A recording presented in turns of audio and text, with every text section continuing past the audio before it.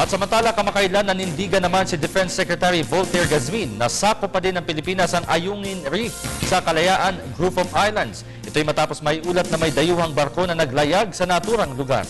Balikan natin ang ulat ni Dina Pagibitan. Atin yan eh.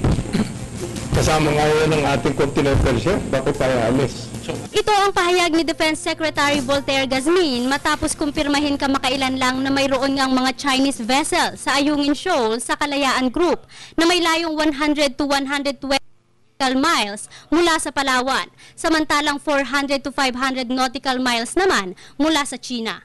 Ang Ayungin Reef ay parte ng disputed Spratlys Islands na inookupa ng Filipino troops. Una rito, naghain na ng diplomatic protest ang Department of Foreign Affairs laban sa intrusion na ginagawa ng China sa teritoryo ng Pilipinas.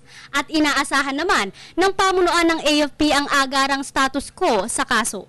Ayon pa kay Gazmin, base sa kanilang monitoring na isinagawa kahapon, 3 malalaki at mahigit sa 10 naman ang maliliit na Chinese maritime ships at frigate ang naroon sa lugar.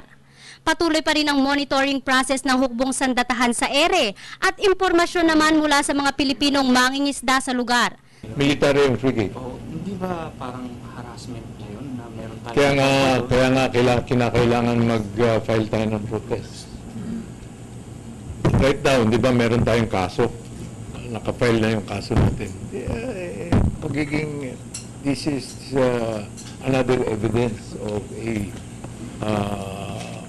violation of... Nais ng pamunuan ang mabilis na resolusyon sa kasong inihain ng DFA laban sa mga paglabag na ginagawa ng... Well, maliwanag na intrusion yan, violation yan, dahil kung na yan, hindi na yan yung civilian ship eh. Kumbaga,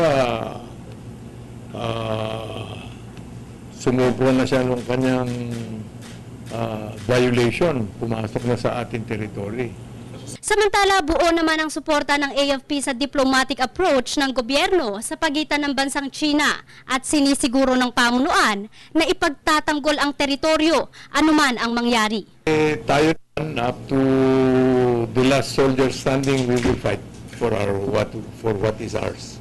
Para sa Telebisyon ng Bayan, ako si Dina Pagibitan.